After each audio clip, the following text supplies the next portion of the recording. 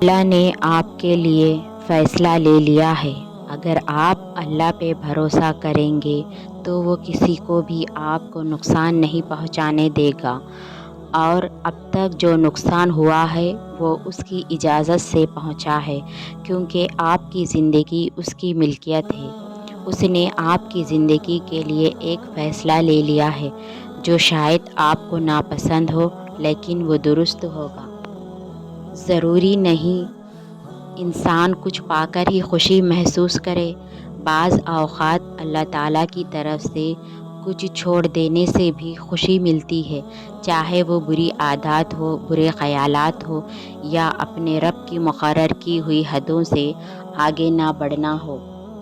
بڑی طاقت رکھی ہوئی ہوتی ہے اللہ نے ٹوٹے ہوئے دلوں میں، اور جب ان دلوں کا ایمان بھی اتنا ہی طاقتور ہوتا ہے، نہ کہ ان کے دل ریزہ ریزہ ہو کر بھی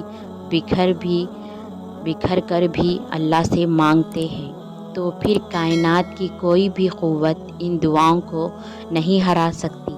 پھر ان کی زبان جو کہتی ہے اللہ اسے ممکن کر کے رہتا ہے۔ صبر انسان کو تب آتا ہے جب وہ اللہ پہ بے پناہ یقین رکھتا ہے، جب انسان یہ جان جاتا ہے کہ اب جو ہوگا اور پہلے جو کچھ بھی ہوا اس میں اللہ کی رضا تھی، پھر دل مطمئن ہو جاتا ہے۔ پھر کوئی بھی چیز پہلے کی طرح تکلیف نہیں دیتی، بس ایک عجیب سا سکون مل جاتا ہے۔ بس یہی خدا پہ یقین کی آخری حد ہے کہ آپ سب اس کے سپرد کر دیے ہے۔ رسول اللہ صلی اللہ علیہ وسلم فرماتے ہیں، اللہ تعالیٰ نے فرمایا، جس مومن بندے کی کوئی عزیز چیز میں دنیا سے اٹھا لوں اور وہ اس پر ثواب کی نیت سے صبر کر لے تو اس کا بدلہ میرے یہاں جنت کے سوا اور کچھ نہیں۔ سبحان اللہ۔ کیا پتہ تمہارے اس صبر کے بدلے اللہ نے تمہارے لیے وہی کچھ مقرر کیا ہو جو تم اس سے مانگتے مانگتے نہیں تھکتے، جس کے لیے بار بار اللہ کو مناتے ہوئے تمہارے لب نہیں تھکتے، تو پھر یقین رکھو اس صبر کا صلہ قریب ہے۔ سب کی کہانیاں اللہ کے ہاتھ میں ہیں، پھر پریشانیاں کیسی؟ وہ جو پرندوں کو ہوا میں تنہا تھامتا ہے وہی آپ کے مستقبل کو بھی تھام لے گا، اس کا ذمہ بھی وہی لے گا۔ میں تمہیں ایک بات بتاؤں، دراصل ساری کہانی ہمارے یقین کی ہے۔ وہ رب کہہ چکا ہے کہ مجھ سے جیسا گمان رکھو گے میں ویسا ہی ملوں گا۔ اگر تم اپنی دعاؤں میں شک میں مبتلا رہو گے تو پھر شاید ہی تمہاری دعائیں قبول ہو۔ تم یہ یقین کیوں نہیں کرتے کہ وہ تمہیں کوئی اذیت نہیں دے گا؟ وہ ہر ناممکن کو ممکن کر دے گا۔ جب تک تم یقین نہیں کرو گے دعائیں قبول نہیں ہوں گی۔ اس کی محبت ہم سے یہ مطالبہ کرتی ہے کہ ہم اس پر اندھا یقین کریں، اس کی قدرت پر کوئی سوال نہ اٹھائیں۔ وہ سمندر کے درمیان راستہ بنانے والا رب تمہیں طوفان سے نہیں بچائے گا کیا؟ وہ کشتی نوح کو پار لگانے والا رب تمہیں بھی ڈوبنے نہیں دے گا۔ وہ آگ کو ٹھنڈا کرنے والا رب تمہیں بھی آزمائش سے نکالے گا۔ تم یقین تو کرو، تم سوال تو کرنا چھوڑ دو اس کے کن پر، اور پھر تم دیکھو گے کہ وہ سب جو تم دیکھنا چاہتے ہو۔ نوح علیہ السلام کی طرح یقین رکھو اللہ پر، بالکل ویسے ہی جب نوح علیہ السلام کو شکست اپنے سامنے نظر آ رہی تھی تب بھی انہوں نے اللہ سے مدد کی التجا کی، اور جانتے ہو اللہ نے مدد کیسے بھیجی؟ اللہ نے طوفان بھیج کر نوح علیہ السلام کی مدد کی اور انہیں فتح سے ہمکنار کر دیا۔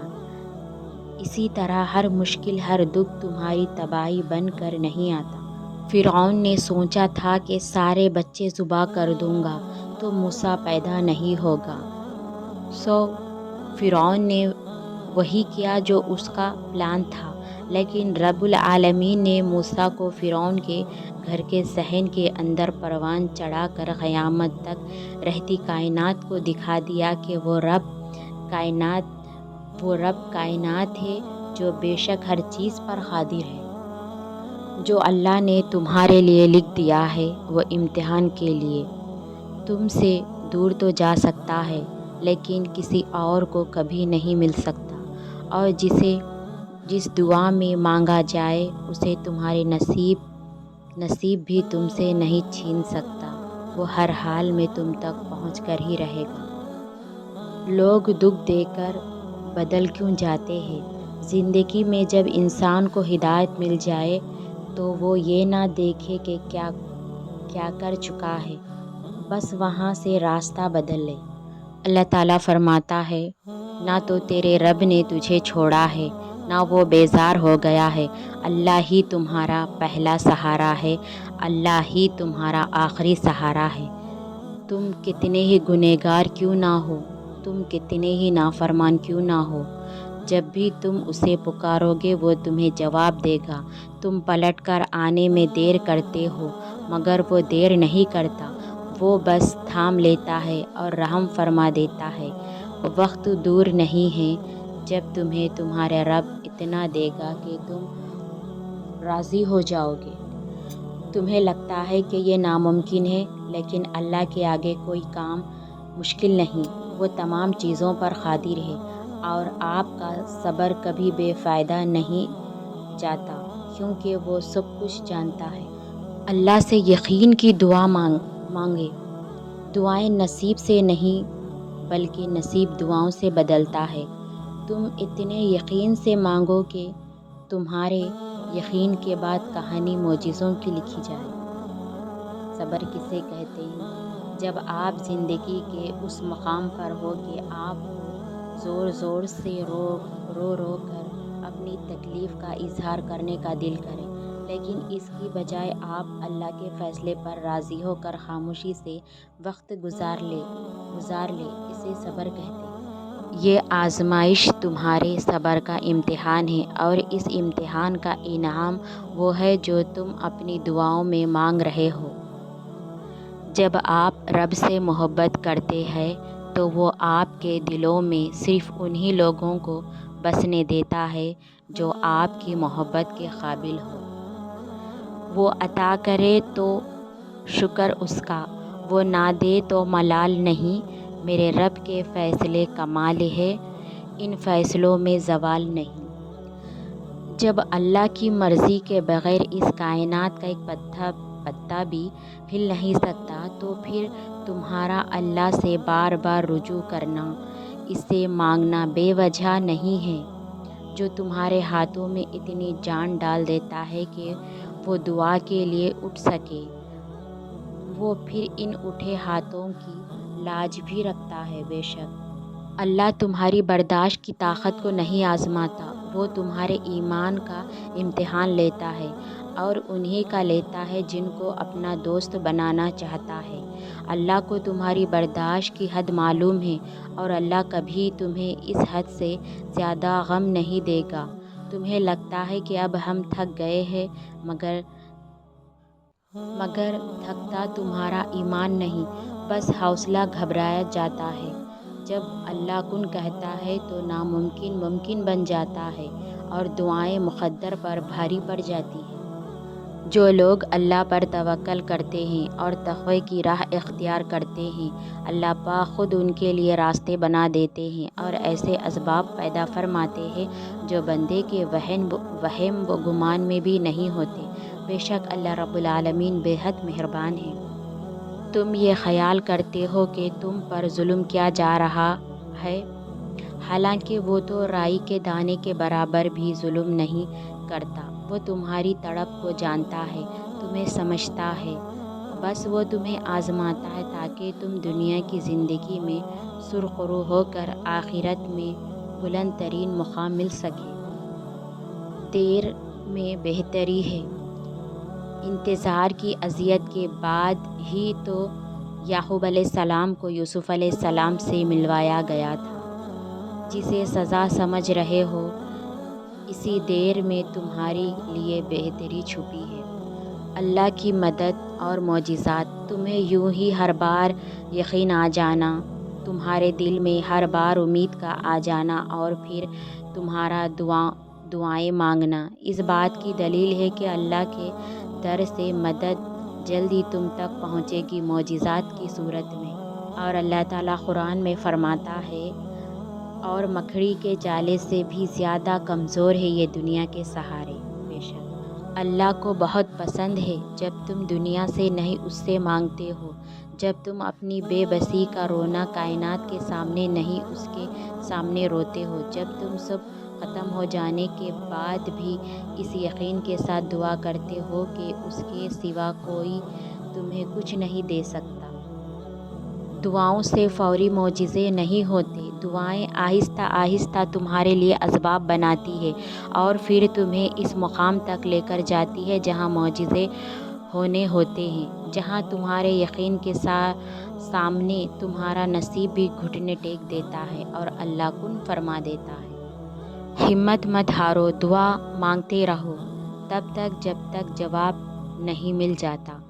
جب وہ تمہیں صبر کی انتہا کو لے آیا ہے تو یقین رکھو کہ آزمائش اب ختم ہونے والی ہے اور پھر ہر اس چیز سے نواز دیا جائے گا جس کے لیے تم راتوں کو اٹھ اٹھ کر جھولی پہلاتے تھے۔ اللہ کی طرف سے کی گئی دیر میں کتنی خیر ہے یہ تمہیں تب سمجھ آئے گا جب یہ صبر کے اشک بار سجدے شکر کے سجدوں میں بدل دیے جائیں گے اور اس وقت تم کانپتے لبوں سے اس کے المجیب ہونے کی گواہی دو گے۔ یہ دل اس کی محبت سے پھٹنے لگے گا اور اپنی قسمت پر تمہیں رشک آئے گا۔ یہ جتنی آزمائشیں آئی ہوئی ہے نا تم پر، ان میں اللہ کی مصلحت بھی ہے جو ابھی تو نظر نہیں آئے گی تمہیں، مگر یقین کرو اس کا انعام تمہیں بہت بہترین بن کے ملنے والا ہے۔ اللہ کے ہر فیصلے پر مطمئن رہے، کیونکہ اللہ وہ نہیں دیتا جو آپ کو اچھا لگتا ہے بلکہ اللہ وہ دیتا ہے جو آپ کے لیے اچھا ہوتا ہے۔ بے شک دعاؤں میں بہت طاقت ہوتی ہے اور جب تم سچے دل سے اللہ سے مانگتے ہو تو وہ کبھی تمہیں مایوس نہیں کرتا، کیونکہ تمہارا رب بہت باعزت ہے اور اس کو حیا آتی ہے تمہیں خالی ہاتھ واپس لوٹاتے ہوئے جب تم اس سے رحم مانگتے ہو۔ وہ تو ان دروازوں کو بھی کھول دیتا ہے جن پر تم دستک نہیں دیتے، پھر وہ ان دروازوں کو کیوں نہیں کھولے گا جن پر تمہارے مسلسل دستک کے نشان ہیں۔ بس تم اپنے پیارے اللہ پر کامل یقین رکھو۔ دل مشکل میں ڈوبا ہو، سوچ فکروں میں الجھی ہو تو اللہ سے دعا کرنا اور اتنا توکل ضرور کرنا کہ وہ رب تمہاری تمام دعاؤں کو دھیان سے سنتا ہے اور جواب بھی دیتا ہے۔ وہ ضائع نہیں جانے دے گا ان دعاؤں کو جو خلوص دل سے مانگی جائے۔ اے اللہ پاک، ہماری دعاؤں پر کن فرما دیجئے، ہمیں سکون دے دیجئے۔ ہماری خواہش بہت چھوٹی ہے، آپ کی رحمت بہت وسیع ہے، ہمارے ساتھ نرمی کا معاملہ فرما دیجئے، ہماری ادھوری دعاؤں کو پورا کر دیجئے۔ بے شک آپ بہت مہربان سننے والے ہیں، ہماری پریشانیوں کو دور فرما دیجئے۔ آمین یا رب۔